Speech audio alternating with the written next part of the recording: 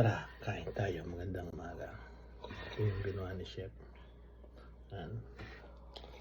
Kain kami. Kaping barako. Ayan. Tapos, mga leftover. Kalderetang manok. Beef kare-kare. Ito ay Medyo, pork yeah. apretada. Medyo tuyo na siya kasi ininit ko po siya na medyo naiga na yung mga sauce na yan. Ano yung biryani? Wala. Sold out. Sold out ang aming biryani. Ayan. So, magkakamay kami ngayon. Naghugas naman po ng kamay. Ayan.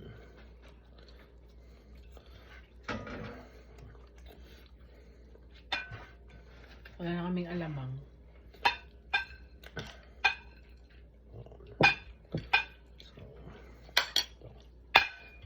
Ang ingay ko naman. Kain po tayo. Sabi nila masarap na yung shrimp.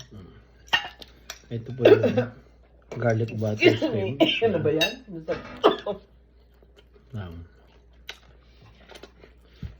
May natira sa amin. 5 pieces.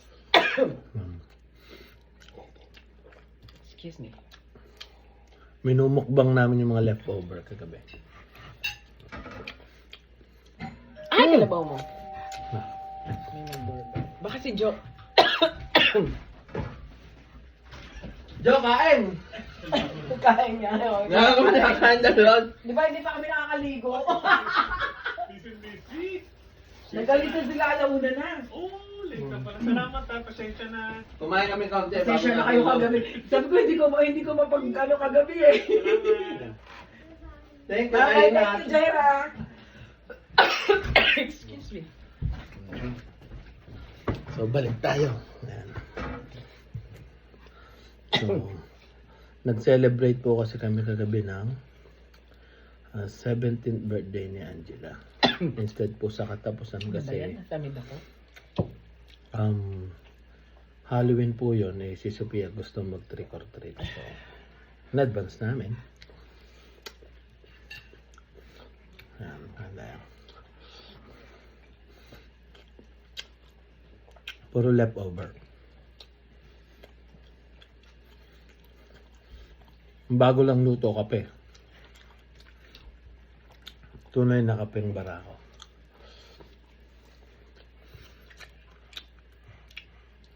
Tapos tumanok na to. Ito yung kal sa Pilipinas.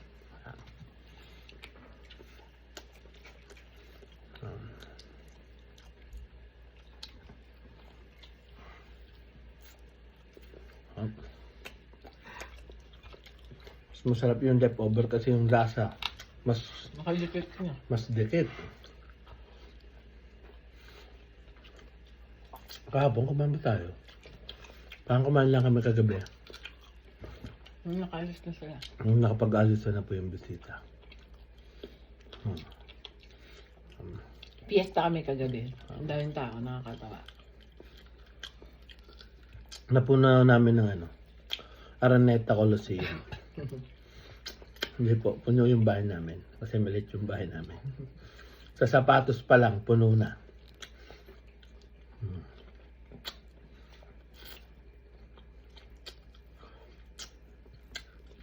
Pero yung pagkain namin na ano lang din. Sakto lang.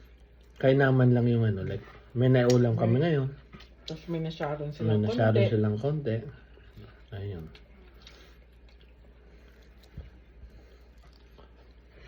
Yung hipon natira sa amin, 6. Ano ba? 6. May isa pa dun eh. 5 lang yung nilagay ko sa sa plate. Kasi ano yan eh. Odd numbers.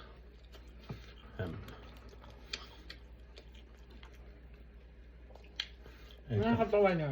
Yung adobong na ilanam. 1 AM na sila nag-alisan kasi yung last na ng bisita namin. Enjoy naman. Parang ang tagal ng panahon na hindi kami naghanda dito sa bahay.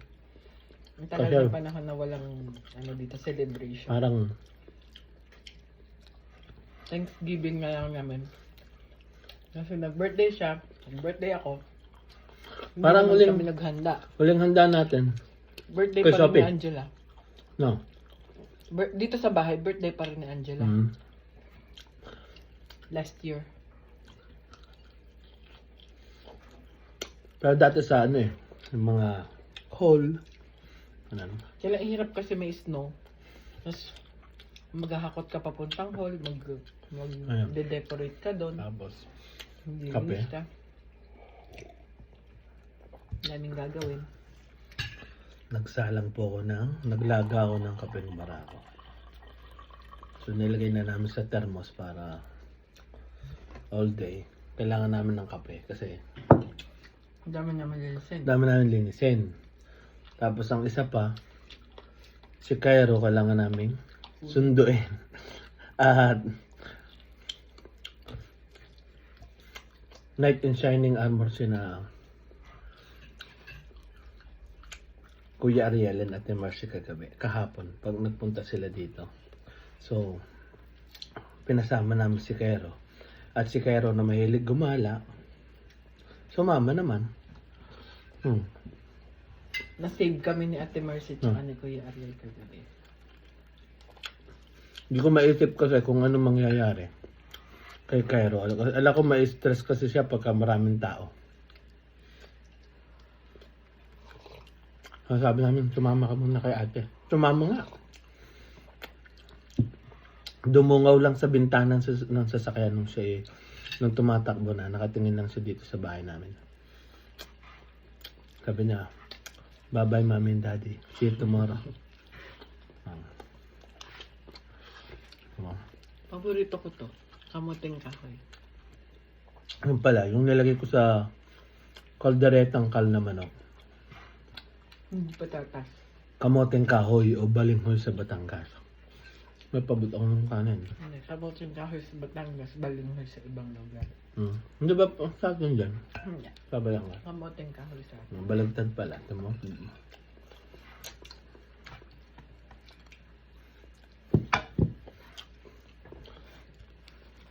Kasi may damit ako na gano'n eh. Nilagang balinghoy. Ang ala shirt. May kasamang kapeng Tagalog. Ito yung masarap, yung mga buto. Yung mga liig. Pinili ko. Pakpak.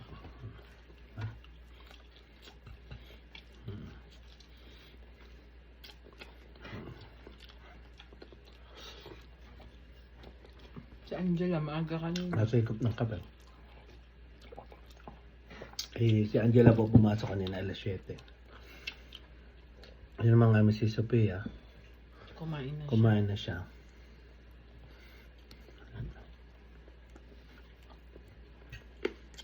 Ang katuwan man, ito lang yung natira sa amin. May pakapunan pa kami mamaya. Hindi na pa ako kakain. Kakain lang siguro mamaya ng konti. Para makareset yung aking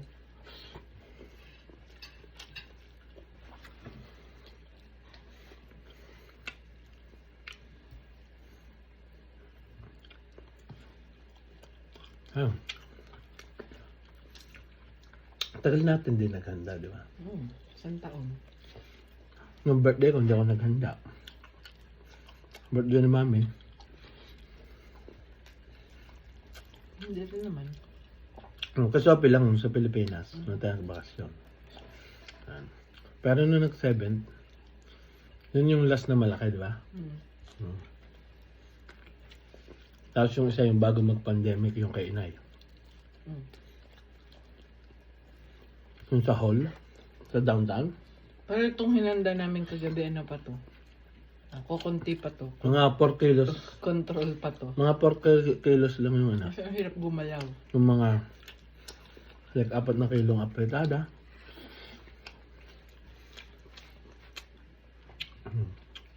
Yung kal na manok. 6 na piraso yung niluto ko. Nagpanapanama lang. Oh, may bopis pala. Ayun, nagbopis din po ako. Ano pa? Biryani. Yung chicken biryani na naubos po kagabi. Nacham. Alam na ako nun. Nacham yung yung biryani. Nung niluluto ko siya, pacham. Ay naubos. Ibig sabihin, natsambahan. Masakit nito pagkakain. Huwag sanang antukin. Kaninigi yan. Tama na yung kanin.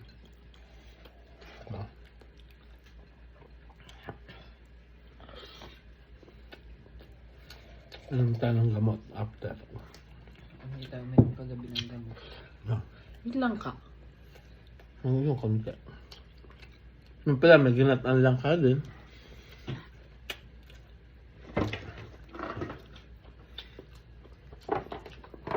Ito lang po yung natira sa tinatang langka. Yan. So, ubusin ko na itong ininit na to. Last na to. Papapakin ko na lang. Tama ng kanin. Ha?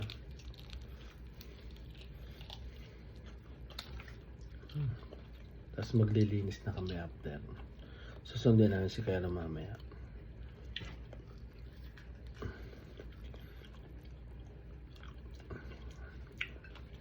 Solve.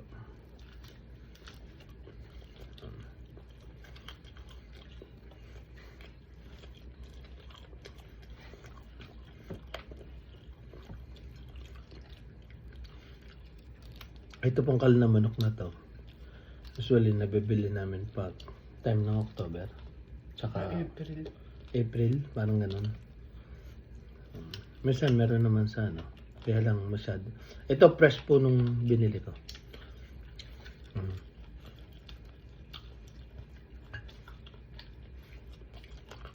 Nagkasama nga po itong yung itlog sa loob ng manok. So ako nilagay sa langka. Thank you kay Olive. Tsaka kay Jonathan. Kasi shinare nila yung itlog. Favorite ko yun. Kasi po sa Pilipinas, dati madami kaming ganun. Nagkakatay ako ng ganito sa Pilipinas.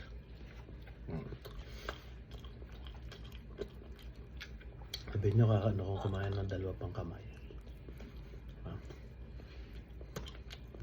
Busog na siya, madam. Busog na ako. Ako mo. Gusto na eh?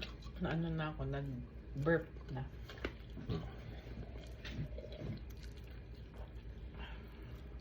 Gusto. Para mo ako ng tissue ba? Magugas akong kamay. Kasi magbubuk na ako ng chika. Yan.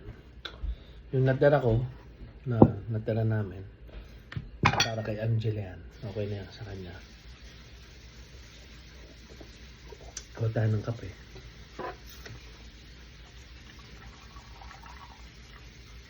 Iba talaga ang kapeng barako. Ha?